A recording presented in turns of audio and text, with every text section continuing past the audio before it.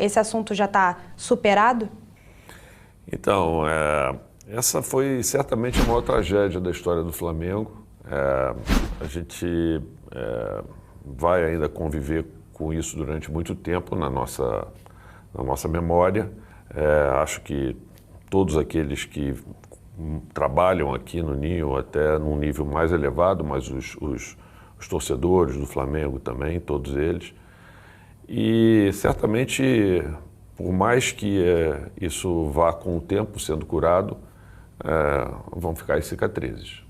As lembranças daquele dia trágico ainda estão frescas na nossa memória, mas as coisas estão caminhando no sentido de que a gente possa, de alguma forma, virar essa página triste, logicamente sem esquecer essa tragédia.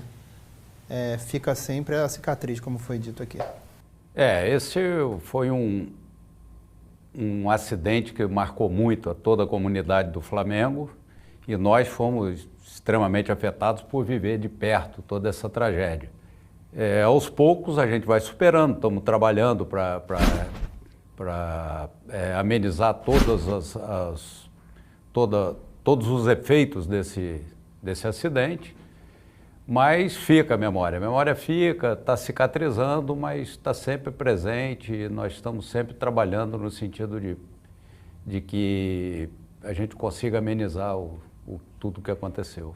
Agora uma pergunta para vocês dois, Rodrigo e Reinaldo. O Flamengo, através de uma ação na Justiça, conseguiu aqui o alvará do Ninho do Urubu. E eu queria saber de vocês o seguinte: todas as questões levantadas pelo Ministério Público e também pelos órgãos de fiscalização já foram atendidas? Como a questão da documentação e também de questões de segurança, por exemplo?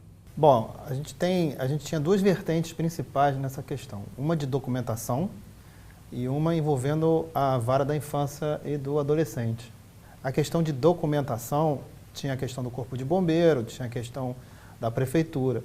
E elas foram sanadas, foram totalmente sanadas e resolvidas. O Flamengo tem o alvará, tem toda a documentação ok hoje em dia. Com relação à infância e ao adolescente, nós fizemos com o Ministério Público um TAC, prevendo medidas de segurança, medidas de educação, de saúde, acompanhamento psicológico.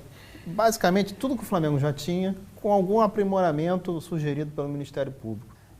Esse TAC, ele tem um acompanhamento anual, normalmente anual, pode ser inferior o prazo, mas normalmente anual, e isso vai ser perene. Então, como o Flamengo trabalhando com menores de 18 anos, sempre vai ter um acompanhamento como tinha, mas foi importante fazer um procedimento padrão de que deve ser sempre ticado pelo Flamengo tudo o que é necessário. Então isso está resolvido, o juiz homologou, está tudo certo, não tem problema nenhum. Só uma ressalva, nós não conseguimos o alvará na Justiça. Nós conseguimos o alvará seguindo todos os procedimentos necessários para se conseguir o alvará. Além do alvará, nós conseguimos o habite. Então hoje o Ninho do Urubu tem o alvará e tem o habite, dado pelos órgãos competentes, seguindo tudo que era necessário para obtê-lo. Nós tivemos aqui muito mais do que Ministério Público, do que Prefeitura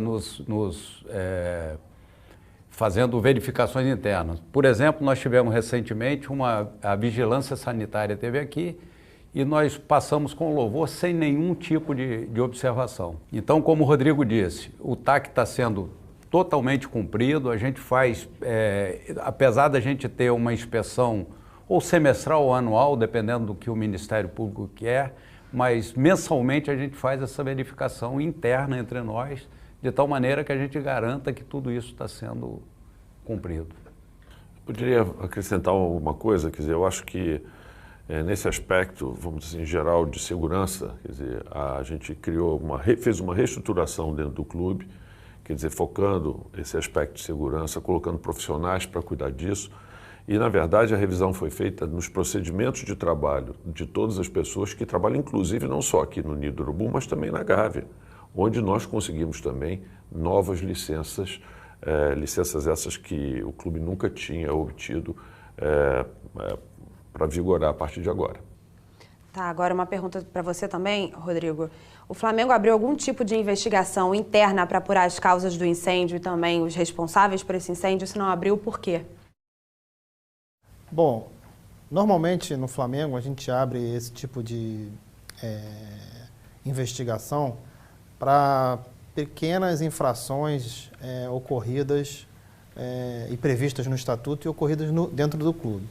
Essa situação não é uma situação pequena, é uma situação enorme, uma situação importante que está sendo vista pela polícia, pelas autoridades, pela justiça. Então, no dia que eles concluírem essa questão, tirarem as conclusões e apontarem as causas e eventuais culpados, aí o Flamengo vai se manifestar internamente. Não seria correto a gente intervir numa questão que está na mão das autoridades.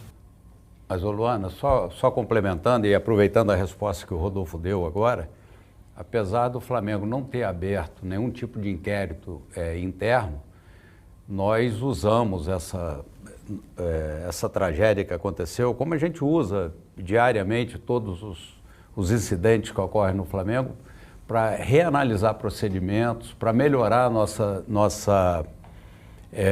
nossa atuação em casos desse tipo. Mudamos toda a nossa estrutura de acompanhamento de assuntos relacionados à saúde, ao meio ambiente, à segurança operacional e reavaliamos os procedimentos e os melhoramos, sem dúvida, seguindo aí a nossa gestão de melhoria contínua. Perfeito. Agora para você, presidente, o Flamengo afastou algum funcionário ou dirigente que tenha prestado depoimento ou que de alguma forma tenha sido questionado sobre o incêndio? De forma nenhuma, não por isso. Pelo contrário, a forma com que a gente encarou esse acidente, como a gente encara toda não conformidade que ocorre em qualquer atividade que a gente tenha no clube, é como comentou o Reinaldo, como uma oportunidade de melhoria, né? Então, pelo contrário, o que a gente estava querendo observar eram as causas do acidente para tentar identificar essas causas, eliminar essas causas para que isso nunca mais pudesse acontecer. Esse sempre foi, vamos dizer assim, a grande preocupação que a gente tem. É importante ressaltar que o Flamengo, embora esteja aprimorando os seus processos, o Flamengo, nesse caso, ele está se colocando à disposição de todas as famílias e de todos os envolvidos, porque ele reconhece que ele tem responsabilidade independente de culpa. Para nós do Flamengo, de tudo que a gente olhou, nos aparenta ter sido um lamentável acidente. Mas nós temos responsabilidade como guardiões daqueles adolescentes. E é por isso que nós estamos sempre à disposição das famílias. Ainda para você, Rodrigo, o inquérito até hoje não foi concluído. Isso incomoda vocês? Vocês cobram agilidade nas investigações conduzidas pela Polícia Civil? Bom, essa pergunta precisa ser esclarecida. Esse inquérito foi concluído inicialmente, a autoridade policial atuou, me parece, com muita celeridade. Foi encaminhado ao Ministério Público, que solicitou novos esclarecimentos. Então, assim, voltou para a autoridade policial para que fossem respondidas algumas dúvidas do Ministério Público, que é comum isso acontecer. Então, não é que ele esteja demorando. Na verdade, eles estão se esforçando para chegar a alguma conclusão e, às vezes, o Ministério Público consulta a polícia novas informações, novas perguntas que entende necessário. Então, assim, a gente acha que está chegando no fim, e a gente não cobra nada porque a gente sabe que está sendo feito com esmero e atenção, está tudo certo. Tá, agora para você, Reinaldo, o que mudou na estrutura do Flamengo em um ano depois desse acidente? Hoje o CT Jorge Elal é totalmente seguro? Há mais vistorias nas estruturas hoje do que havia antes? Na realidade, aqui no nosso centro de treinamento, nós criamos uma diretoria responsável pelo centro de treinamento, um responsável único que responde por todas as questões relativas a administrativas, de segurança, de meio ambiente, relativas ao CT.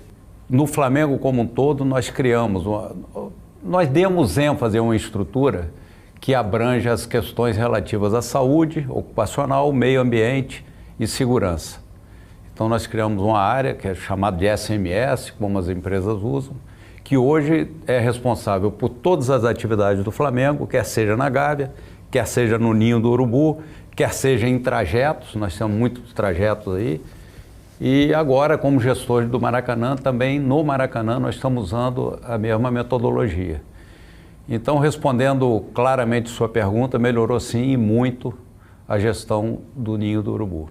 Para você, presidente, vocês vão fazer alguma homenagem aos garotos que faleceram? Existe um plano para montar um memorial para esses meninos? O que existe aqui é um projeto de construir, a exemplo do que já existe hoje lá na Gávea, né? Uma capela aqui para São Judas Tadeu e dentro dessa capela vai haver um espaço específico destinado para homenagear os meninos que sofreram esse acidente. Ok, agora para o Rodrigo e para você, presidente, vocês fizeram 4 acordos pontuais, né, com as famílias do Átila Paixão, Vitor Isaías, Jedinho e o pai do Riquelmo. Como andam os outros 6 acordos?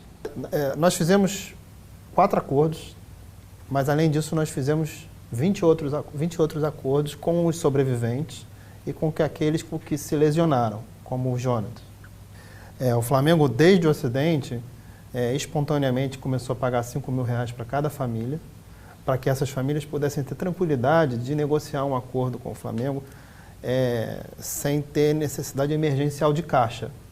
É importante dizer que os garotos, em média, recebiam R$800 por mês e o Flamengo pagou mais de 6 vezes, espontaneamente, que pagava aos meninos. Então, o Flamengo o tempo inteiro se colocou à disposição das famílias.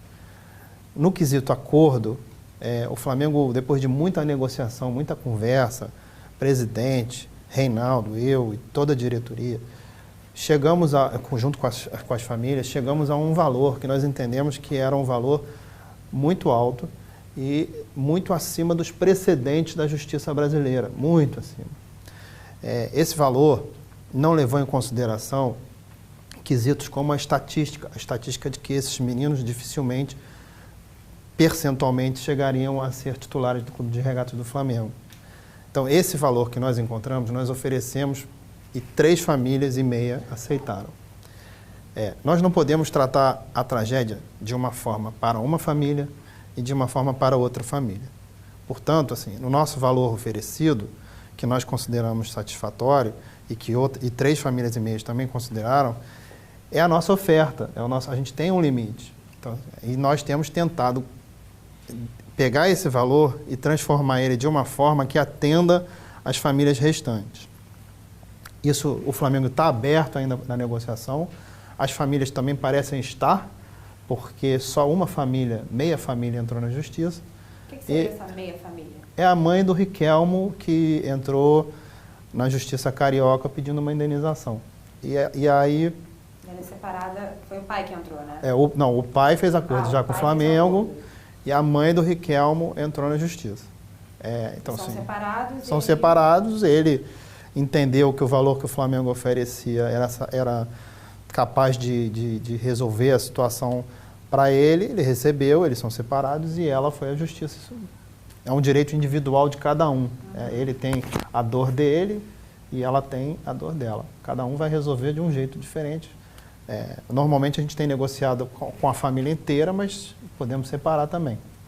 E estamos tentando continuar conversando com as outras famílias, nós temos contato com os advogados das famílias e estamos otimistas em que isso possa resultar num acordo futuramente. É importante esse comentário que ele fez aqui, que eu gostaria de fazer um adendo aqui, é porque às vezes o Flamengo é cobrado muito porque dizem, o Flamengo não tem procurado as famílias. A verdade é que as famílias constituíram advogados, né? E os advogados procuram o Flamengo dizendo o seguinte, olha, o contato de vocês tem que ser comigo. Mesmo assim, quer dizer, a gente continua buscando com os nossos psicólogos, eventualmente, contatos com famílias. Por exemplo, uma das famílias a gente recebeu aqui em outubro, fizeram visitas novamente no Ninho, foram ao jogo do Flamengo e Grêmio. Quer dizer, sempre que existe, vamos dizer assim, a possibilidade dessa aproximação, o Flamengo está super aberto a isso. A verdade é que, às vezes, essa aproximação é barrada pelos representantes legais dessas famílias, que são os advogados constituídos, que, de certa forma, e na grande maioria das vezes, tem criado uma barreira para que nós pudéssemos falar diretamente com as famílias. Por isso que eu acho que é importante acrescentar isso aqui. Claro, com certeza. Agora, em relação aos valores, fazer para você, Rodrigo, o Flamengo inicialmente tinha oferecido R$5.000, mas a Justiça exigiu que fossem pagos 10 mil. Que critérios o Flamengo utilizou antes para chegar ao valor considerado justo para cada família? Esse conceito de justiça ele é muito relativo. Existem técnicas jurídicas e o Flamengo não está utilizando isso. O Flamengo simplesmente fez uma disponibilização de um valor inicial de R$5.000, que eram 6 vezes acima do que as famílias recebiam através dos meninos. E esse valor, depois o Ministério Público, junto com a Defensoria, entraram na Justiça pedindo uma penhora de um valor alto do Flamengo, 57 milhões, e o juiz entendeu que melhor do que essa penhora seria dar R$10 mil. Então, o juiz dobrou o valor que o Flamengo estava dando espontaneamente e essa decisão está valendo e o Flamengo está depositando para as famílias, então, R$10 mil por mês. E para você, presidente, existe alguma possibilidade do Flamengo repensar esses valores? O clube está aberto à negociação? Não, o clube sempre esteve aberto à negociação, quer dizer, mas como já foi bem explicado, quer dizer, depois de muito discutir internamente, nós estabelecemos um teto. Nós estamos dispostos, dentro daquele teto, discutirmos com a família, tentarmos adaptar a cada necessidade específica de família uma forma de atendê-los dentro daquele teto estabelecido pelo clube. Tá, e só voltando ao assunto que você falou em relação ao Flamengo com as famílias, quando é que foi a última vez que o Flamengo procurou as famílias dos meninos que morreram no incêndio? Eu não posso falar por todos, né? Assim, eu, como advogado do Flamengo nesse assunto, eu tenho uma dificuldade. Cada família que eu vá falar, eu tenho que pedir autorização ao advogado dela para poder falar. Então, eu tive contato com algumas pessoas, né? E sempre foi difícil, porque tem um impasse e tem uma mágoa, né? As pessoas perderam seus filhos, então, assim, posso falar, por exemplo, que eu liguei para a mãe do Samuel. Ela tinha acabado de perder o filho e logo depois ela perdeu a mãe. E eu fui conversar com ela e eu vi assim, eu como advogado do Flamengo, o que eu posso fazer para minorar a dor da mãe do Samuel, que perdeu a mãe e o filho? Eu acho que cada um aqui tem a sua experiência de contato, mas eu acho que a questão vai ser facilitada depois que nós fizermos todos os acordos. É difícil dizer quem do Flamengo está conversando com qual família, mas a verdade é que essa convivência dessas crianças, desses adolescentes aqui no Ninho, por ser um ambiente muito restrito, criou amizades muito intensas. Então, a gente tem notícia de pessoas aqui conversando com os familiares, e o que eu posso garantir é que a nossa área de recursos humanos, que é responsável institucional por esse tipo de relacionamento, ela tem recebido frequentes contatos dos familiares, tem retribuído e de uma maneira muito amistosa. E, presidente, em meio a essas dificuldades, existe um prazo para finalizar esses acordos que faltam, esses 6? É impossível da gente dizer. O que a gente pode dizer é que a gente está aberto sempre para que esses acordos, e demonstramos isso, venham a ocorrer, e a gente tem demonstrado isso ao longo do tempo, na medida em que toda vez que a gente consegue equacionar dentro daqueles valores que eu falei, a gente tem tido acordos. Então, é muito difícil, porque isso depende não só do Flamengo, depende também das famílias e do tempo delas, como a gente já discutiu aqui. Então, é muito difícil estabelecer e dizer que tem um prazo. A gente vai estar sempre aberto para fazer esse tipo de acordo. Uma outra pergunta para você, Rodrigo. O Ministério Público e a Defensoria Pública do Rio também buscam a conciliação entre as partes. Os processos eventualmente movidos contra o clube invalidariam possíveis acordos com as famílias dessas vítimas? Bom, inicialmente é importante esclarecer que o Ministério Público e a Defensoria, eles não têm representação das famílias. As famílias têm seus advogados regularmente constituídos e apenas a mãe do Samuel é representada pela Defensoria Pública. Então, ela não tem poder de fazer acordo, de negociar acordo com o Flamengo. O Flamengo não reconhece nessas entidades essa capacidade de representar as famílias, até porque ela não existe. Não obstante, existem processos judiciais visando feitos pelo Ministério Público e pela Defensoria, tentando responsabilizar o Flamengo. Mas esses processos não têm o condão de desfazer os acordos que foram feitos. Alguns familiares consideram que o clube tenta diminuir o futuro que aqueles atletas teriam, como forma também de diminuir o valor das indenizações. Como os senhores tratam essa percepção e com aquilo que eles chamam de desprezo por parte do Flamengo? Então, responder essa pergunta é meio complicada, assim, diretamente, porque ela parte de uma premissa falsa, né?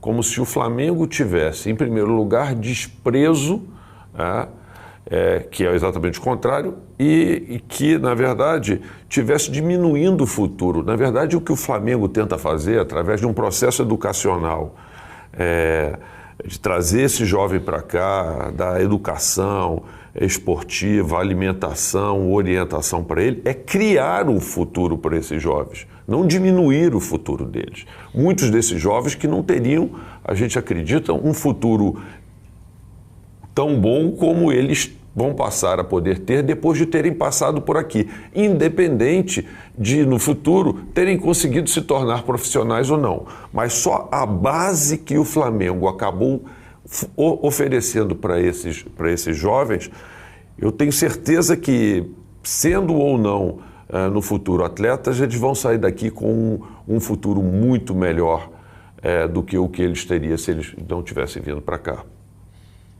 Eu fazendo coro aí o que o Rodolfo disse, o Flamengo hoje ele pega esses garotos, quando traz para cá com a habilidade de jogar futebol, é lógico, mas ele cuida não só da vida esportiva, ele forma, além de atletas, cidadãos.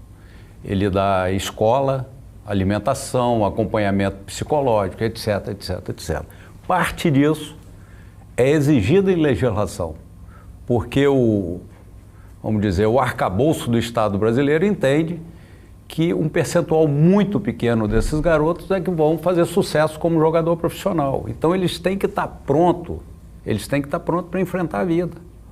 Se ali não der certo, tem que dar certo de outra maneira. E é isso que são essas ferramentas que o Flamengo oferece a eles.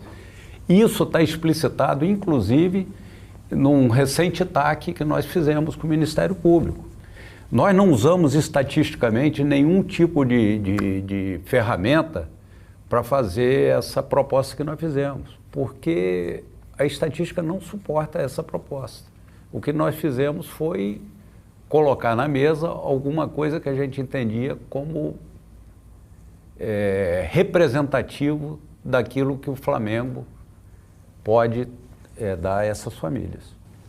E até vou aproveitar e fazer uma outra pergunta para você, Reinaldo. Em relação ao suporte psicológico e social, o Flamengo dá esse apoio tanto para os familiares dos meninos que faleceram, quanto também para os sobreviventes e para os funcionários que vivenciaram essa tragédia? Dessa comunidade que você citou, todos aqueles que julgam necessário ter, o Flamengo dá.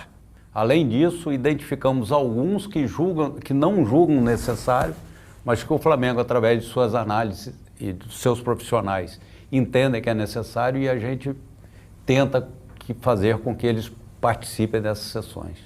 Tanto a estatística não foi utilizada na formulação das nossas propostas, que elas foram aceitas por 3,5 famílias que tiveram entes falecidos e todos os sobreviventes. Quer dizer, o Flamengo tem uma enorme consideração pelos seus atletas e pelas famílias dele e tem feito o melhor possível para que isso se resolva de uma forma justa. O Flamengo tem sido muito questionado por ter lucrado muito na temporada passada, também com as negociações muito bem sucedidas, como é o caso do Reinier, a venda dele para o Real Madrid, o que poderia aumentar a oferta para as famílias e para os sobreviventes. Qual é o posicionamento de vocês sobre esse argumento? Bom, esses são processos totalmente distintos. Uma são os danos que a gente causou às famílias e o outro é o resultado econômico do clube. Então, por exemplo, se o clube tivesse tido um resultado esportivo ruim, um resultado econômico financeiro ruim também, tivesse dado prejuízo, por acaso o clube não teria mais responsabilidade para pagar essas famílias? Uma coisa é uma coisa, outra coisa é outra coisa, completamente diferente, entendeu? Então, é importante a gente dissociar as duas coisas. O Flamengo tem responsabilidade sobre a indenização dessas famílias e ela é para ser estabelecida em cima de critérios que são os critérios que a gente está avaliando para este caso específico. Próxima pergunta, então. Alguns familiares também se sentem perseguidos nas redes sociais por cobrarem o clube pelo que entendem ser justo. Parte dos torcedores, através destas redes, entendem que familiares querem usar o Flamengo e a tragédia para enriquecer. O que você, presidente, pode falar sobre isso?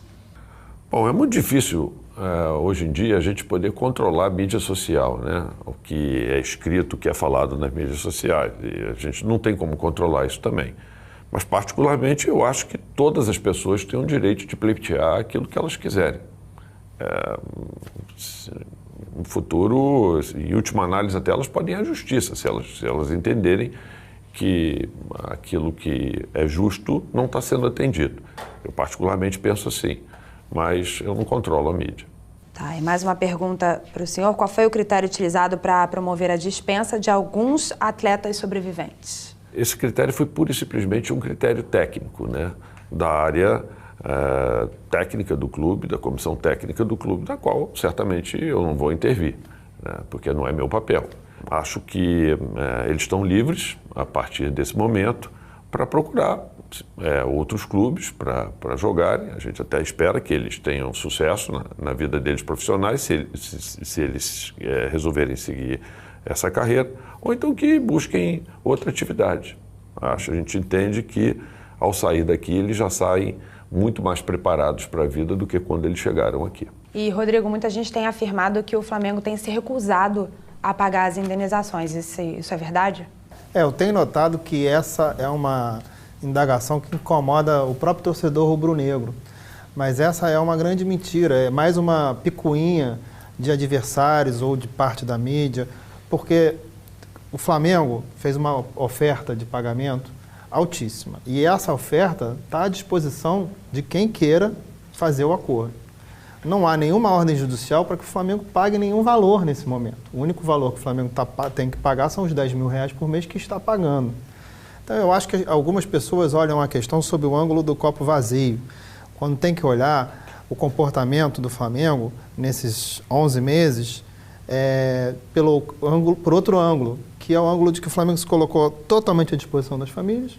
O Flamengo ofereceu valores bem altos, especialmente comparados com o que se paga no Brasil. O Flamengo está à disposição para fazer esses pagamentos no dia seguinte que essas famílias quiserem. E o Flamengo não está se recusando a fazer os acordos. Então, acho que é importante a torcida do Flamengo ter consciência de que o Flamengo está totalmente à disposição e que o Flamengo não está se furtando a sua responsabilidade. Bom, agradeço a disponibilidade dos senhores, presidente Rodolfo Landim, Rodrigo Donchi de Abranches e também Reinaldo Belotti. Para vocês, Nação Rubro-Negra, um grande abraço.